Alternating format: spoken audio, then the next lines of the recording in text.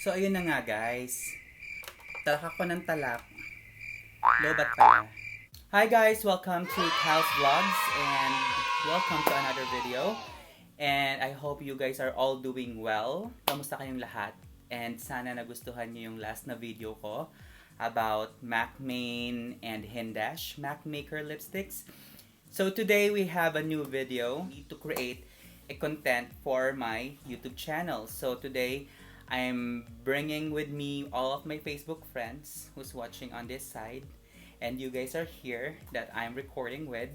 So today we will be doing a Q&A, and at the same time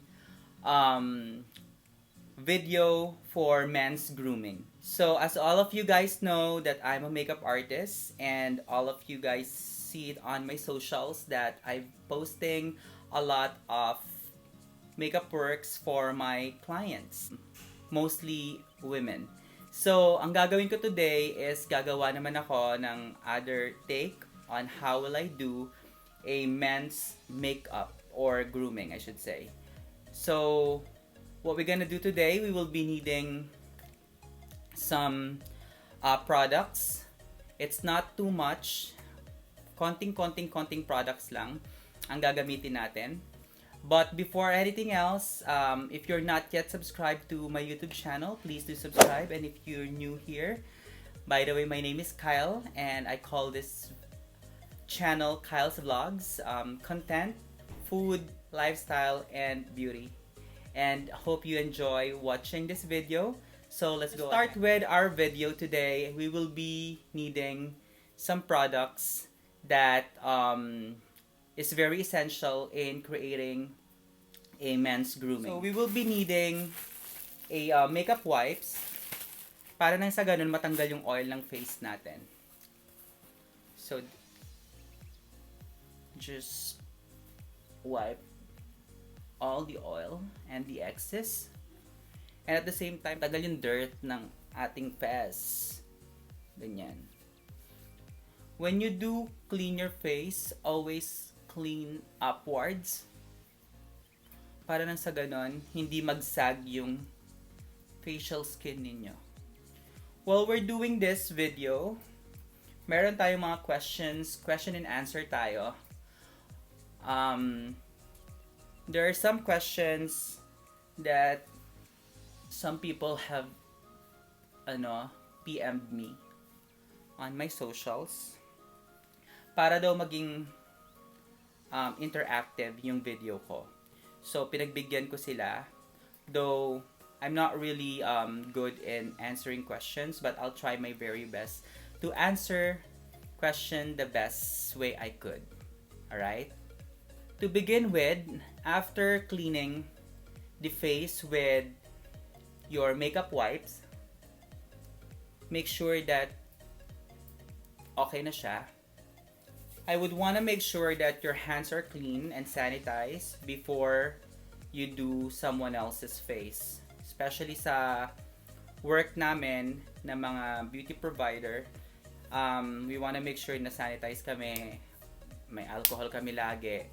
Para nang sa ganon, alam mo yon, hindi magkaroon ng contamination sa product and hindi magkaroon ng reaction sa skin ni customer. What I'm going to do now after I do my makeup wipes, I will be moisturizing my skin. So my favorite moisturizer is this one. It's Clarins. Okay, it is Beauty Flash Balm. And the reason why I want Clarins is because it's perfect for sensitive skin. I'm not sensitive sa kahit na anong product. It's just that I want to protect as well my face. Syempre dahil, Diyos ko, pagkatapos mo pagandahin yung face mo, di ba? Hindi siya pwedeng ma-irritate. Ganon. So you would want to put a small amount of moisturizer at to the back of your hands, this one, and gently tap it on to your face.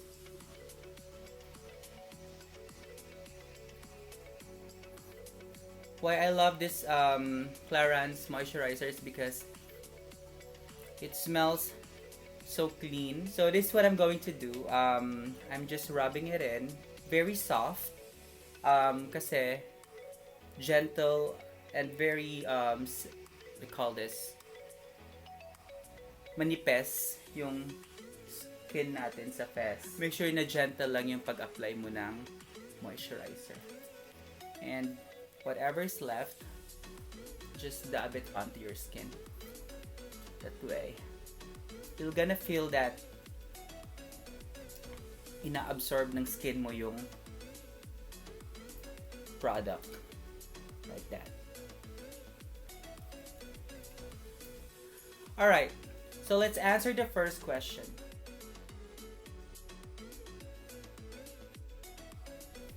How long? I think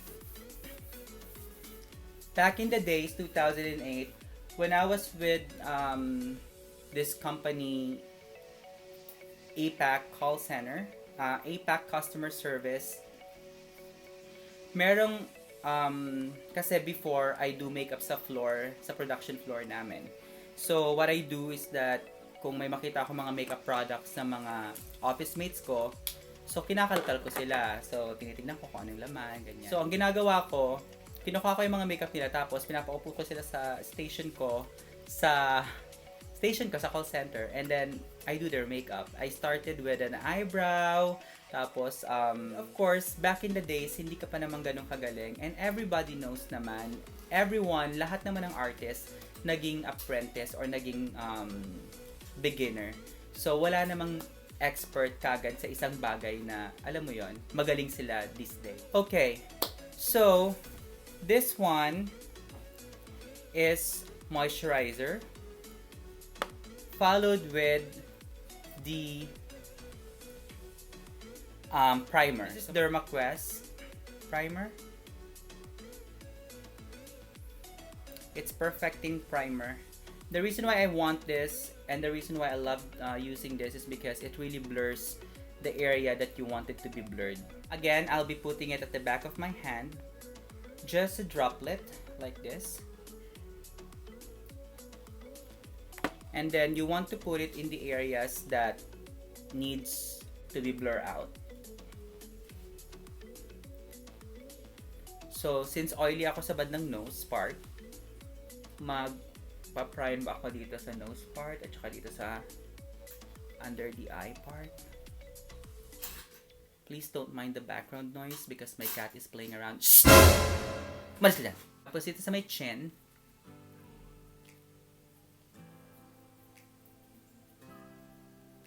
And to the forehead. So, ayun na nga guys. Talak ako ng talak. Lobat pala.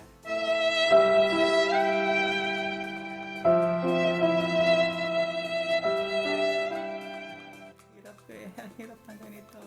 Now, while I'm talking, I'm blabbing, I've been doing my foundation together with the Anastasia Beverly Hills na liquid glow. Pinaghalo ko sila para nang sa ganon, hindi siya sobrang kapal or thick ng consistency.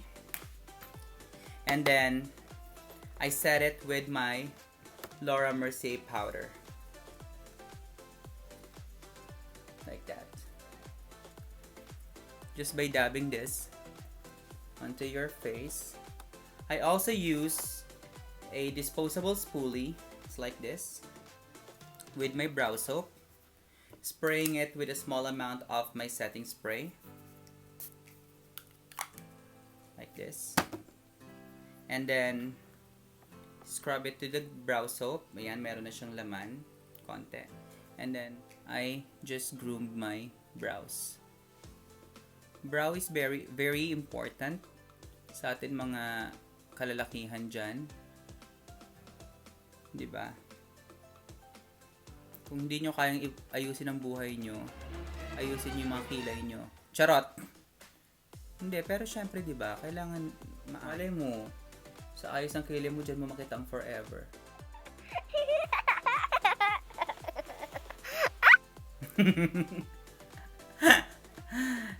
Okay, like that. After I do the brows, I go with my contour. But before that, let me put my lip gloss.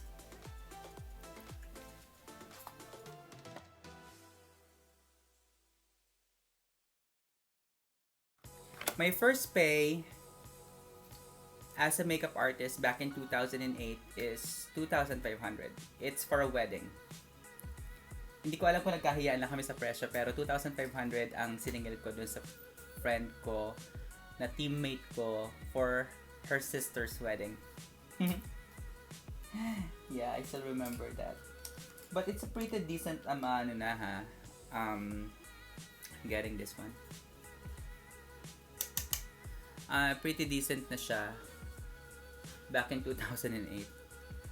Tapos, ayoko kasi ng medyo maliwanag dito part na to. So, gusto mo siyang diliman ng konti. Pero not to the extent na mukha ka na may sakit. Alam mo yan. And then, using the same shade for the contour. And dab it here. Yan. Sorry for the background noise, guys. May tao sa labas ng pintuan. But this one will warm your face. Yan.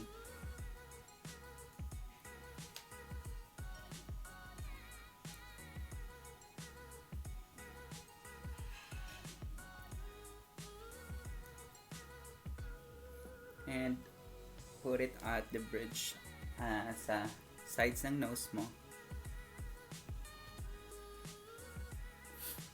Just like that. Since andito na rin naman tayo sa palette na to, mag-blush na rin tayo while we answer the third question.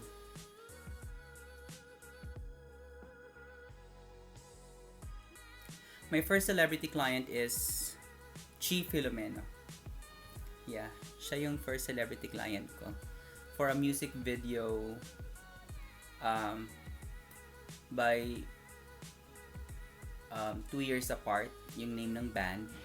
Tapos yung name ng music video nila, X-Men. It's a rewarding experience to do such during those days, years. Back in 2012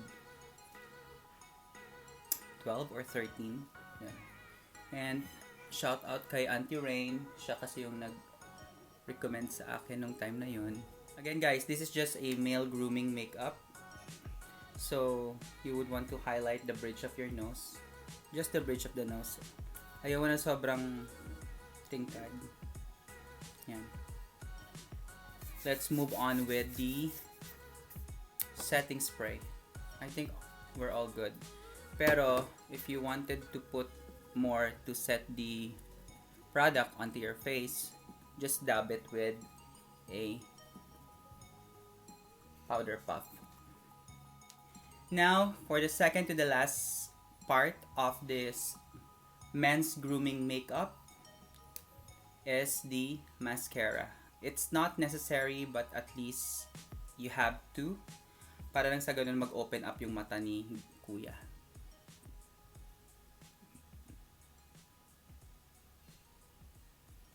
While we're doing, yun, sabi ko na nga be. Huwag mo siyang punasan, hayaan mo na siya matuyo. Pag natuyo na siya, saka mo siya i-scrub ng spoolie para matanggal. Yun. So, while we're doing this one, the next question is,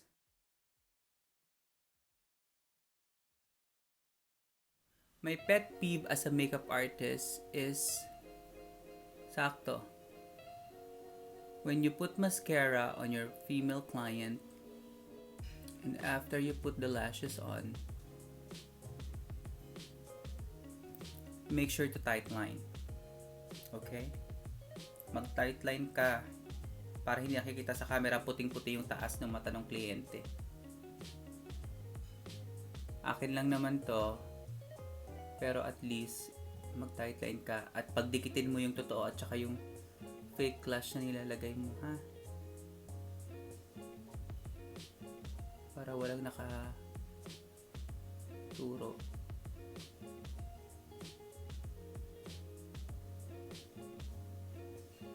So there. Next, question.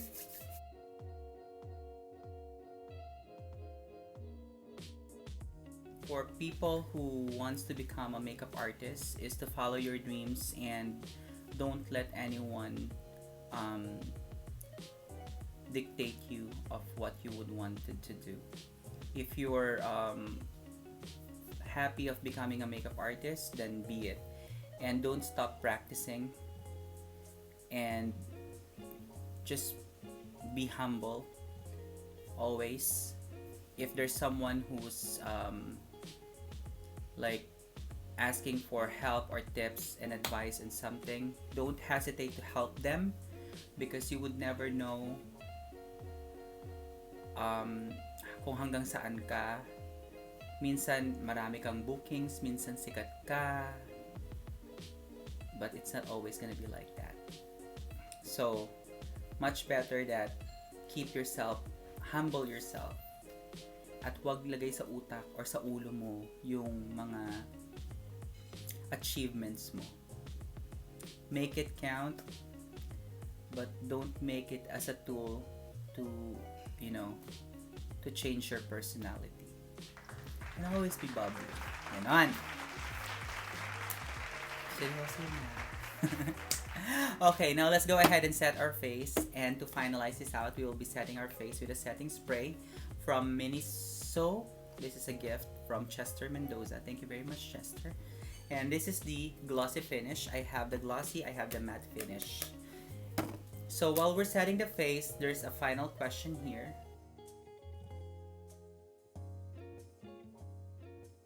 My favorite makeup artist for local and international.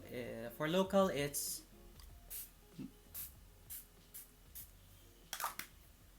Marqua, Albert Cornyawan, Jelly Eugenio, and Aunt Bueno, Pong Nu, of course, and my mentor Marvin Lee Eustachio, and si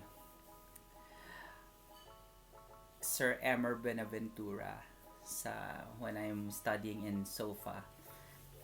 For international, of course, that's Makeup by Ariel, Makeup by Mario, Scott Barnes, who else? Arabia Fox something, yeah. So yon, and Hindash, of course, I cannot forget Hindash. So there you go, guys. This is the men's grooming makeup.